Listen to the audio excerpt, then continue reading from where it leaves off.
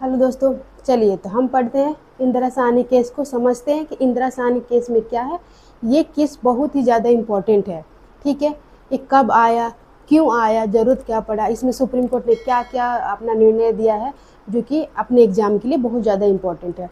देखिए, जब 1990 में वीपी सिंह की सरकार के टाइम जब ओबीसी आरक्षण को लागू कर दिया गया, जिसमें 27% आरक्षण दिया गया किसको, ओबीसी को। ठीक है, तो अब ये जो इंदिरा साहनी जी थे वो चले गए सुप्रीम कोर्ट में। इनका मानना था कि पहले ही सीट आरक्षित है, 15% एससी के लिए है, 7.5% एसटी के लिए और ओबीसी के लिए हो गया 27%। तो इतना सीटें आरक्षित हो गई, तो अनरिजर्व के लिए तो कम हो गई। तो ये गए इंदिरा साहनी सुप्रीम कोर्ट के पास। तो अब देखते हैं कि सुप्रीम कोर्ट ने क्या जजमेंट दे रहे हैं। 1992 में उन्होंने क्या जजमेंट दिया सुप्रीम कोर्ट ने। ठीक है, देखिए सुप्रीम कोर्ट का आरक्षण पर निर्णय क्या था। ठीक है, आरक्षण पर उन्होंने क्या निर्णय दिया। देखिए, आरक्षण की व्यवस्था उन्होंने क्या बोला। पहला, आरक्षण की व्यवस्था संविधान में वर्णित समानता के अधिकार के विरुद्ध नहीं है। यानी कि ये बोले कि समानता के विरुद्ध है। आप इतना अगर आरक्षण देते जाएंगे, सबको देते जाएंगे, तो समानता कहाँ रहेगी। जो हमने पढ़ा समानता के अधिकार हम पढ़ रहे हैं ना। तो इन्होंने बोला सुप्रीम कोर्ट में कि नहीं, जो आरक्षण की जो व्यवस्था है संविधान में वर्णित समानता के अधिकार के विरुद्ध नहीं है। क्यों? क्योंकि हमने क्या किया है कि समाज में गरीबी अपने आप नहीं आ गई, या लोगों ने काम चोरी किया, काम नहीं किया, वेले बैठे रहे जिससे वो गरीब हो गए, कुछ लोग बहुत अमीर हो गए। नहीं, एक सिस्टम के तहत लोगों को गरीब बनाया गया। वर्ण व्यवस्था में ऐसा सिस्टम था कि कुछ लोगों को बिल्कुल ही अधिकार ही नहीं था कि वो ऐसा काम करे जिससे वो अमीर हो या कि थोड़ा सा अपना जीवन अच्छे से जी पाए। ठीक है, तो हमारे यहाँ बहुत भेदभाव हुआ था जाति के आधार पे। तो इसके कारण हमने क्या किया, आरक्षण दिया, तो कि ताकि वो इस बराबर लेवल में है। फिर यहाँ से हम सब बराबर होंगे, फिर तो समानता आएगा, तभी तो आ पाएगा। तो सुप्रीम कोर्ट ने बोला कि जो आरक्षण की जो व्यवस्था है वो अपने संविधान में दिया समानता के विरुद्ध नहीं है। पहला पॉइंट था। दूसरा पॉइंट, जाति को आरक्षण का आधार बनाया जा सकता है क्योंकि भारत में मुख्य पिछड़ापन सामाजिक पिछड़ापन था।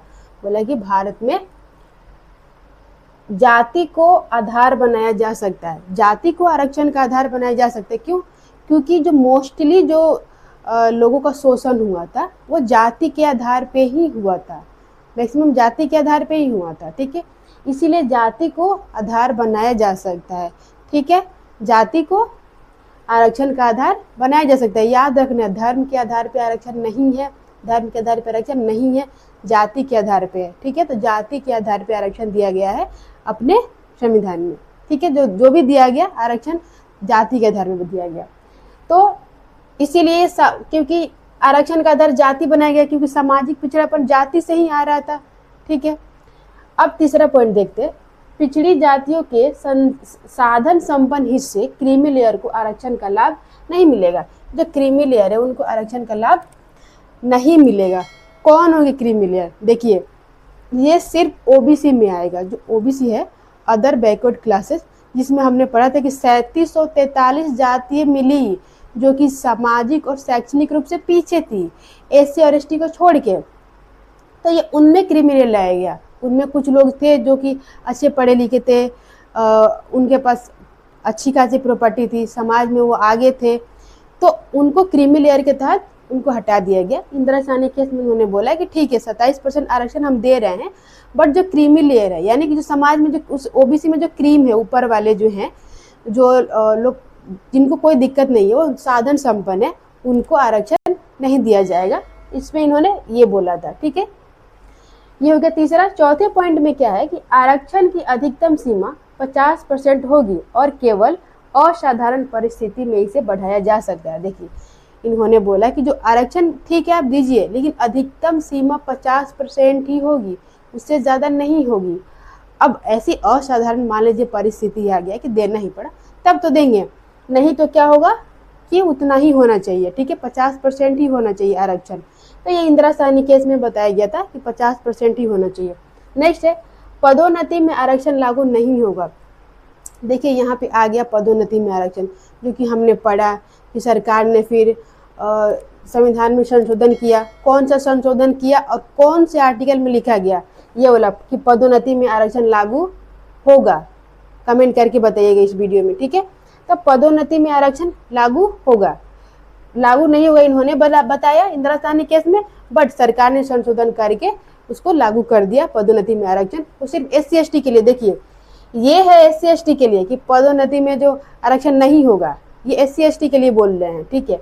और ये जो आरक्षण की अधिकतम से ये जो पिछली जातियों साधन संबंधी, ये क्रीमी लेयर की बात हो रही है, यानी कि जो इंदिरा साहनी केस था वो पूरा आरक्षण को अच्छी तरह से उसने बताया था कि किसमें क्या होगा, ठीक है। तो इंदिरा साहनी केस बहुत ही ज्यादा इंपॉर्टेंट है।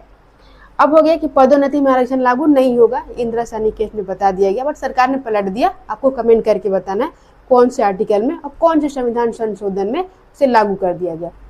नेक्स्ट है, आरक्षण की व्यवस्था का न्यायिक पुनरावलोकन किया जा सकता है, यानी कि अगर सरकार और आरक्षण देती है, ठीक है, तो उसका न्यायिक पुनरावलोकन किया जा सकता है, ये सुप्रीम कोर्ट के पास अधिकार है। तो इस केस में, इंदिरा साहनी केस में इतना ही था, ठीक है। अगर आपको ये वीडियो अच्छा लगा तो जरूर कमेंट करके बताइएगा। Like and subscribe.